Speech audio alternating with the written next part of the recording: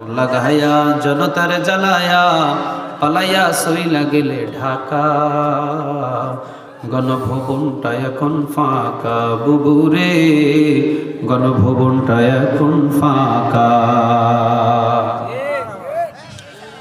তুমি অধিকারের কথা বলেছিলে রাজাকার, দেশবাসী বুঝে গেল তুমি বড় স্বৈরাচার। ও তুমি অধিকারের কথা বলেছিলে রাজাকার, দেশবাসী বুঝে গেল তুমি বড় স্বৈরাচার। তোমার নেই তো শরম লাজ, তুমি বড়ই নাটকবাজ। তোমার নেই তো শরম লাজ, তুমি বড়ই নাটকবাজ। কাউয়া ডাকে না আর কাকা, গণভবনটা এখন ফাঁকা বুবুরে, গণভবনটা এখন ফাঁকা। ওরে খেলা হবে খেলা হবে, শামীম তো আর বলে না। বলে কথা বলেন, বলে খেলা হতে লাগলে কয় পার্টি লাগে? এক পার্টি কি মাঠে খেলতে পারে? পার্টি লাগে কয়টা?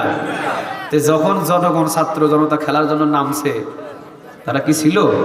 তো এমন খেলোয়াড় দিয়ে কি খেলা হবে? কথা বলেন, খেলা হবে খেলা হবে, শামীম তো আর বলে না। সংসদে মমতাজের বুকটা এখন ফাটে না, ও পলকের ঝলক তো আর নাই। আছে নাকি? আহারে কত ঝলক, কয় বন্ধ করা হয় না, এমনি হয়ে গেছে।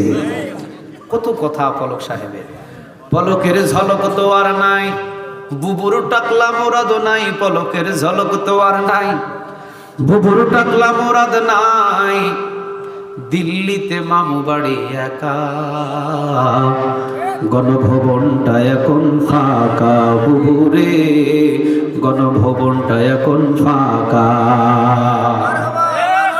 তুমি মিথ্যা মামলায় ফাঁসি দিলা সোনার মানুষ গুলারে, কত বড় ডাইনি সেজে নাই দয়া মায়ায় অন্তরে। 50 বছর পর যদি শেখ মুজিবুরের বিচার হয়, শেখ মুজিবুরের আসামিদের বিচার হয়, তো 50 বছর না 100 বছর পরে হলো সাইদি সাহেবের এই নির্মম হত্যার বিচার হবে। বাংলাদেশে যারা এরকম কোরআনের কর্মী, 50 বছর যারা দাঁড়ে দাঁড়ে মানুষের কোরআনের দাওয়াত দিয়েছেন, দেশ বিদেশে ছড়িয়ে দিয়েছেন, হাজারেরও বেশি অমুসলিম যার হাতে কালেমা পড়ে মুসলমান হয়েছে। একই জায়গায় 18 জনেরও বেশি অমুসলিম কালেমা পড়ে মুসলমান হয়েছে। অথচ এমন মানুষদেরকে রাজাকার বানাইছে, খুনি বানাইছে, এরপরে আপনার জেনাখোর বানিয়েছে। শয়তান পর্যন্ত বিশ্বাস করে না, ঠিক না বা ঠিক? তুমি মিথ্যা মামলায় ফাঁসি দিলে সোনার মানুষগুলোরে, কত বড় ডাইনি সেজে নাই দয়া মায়ায় অন্তরে। সেই আদালত আছে, ফাঁসির দড়িও আছে, সেই আদালত আছে, ফাঁসির দড়িও আছে। কবে পাবো বুবু তোমার দেখা, অপেক্ষা করছি আমরা ঢাকা। ঠিক না বেঠে? অপেক্ষা করছি আমরা ঢাকা।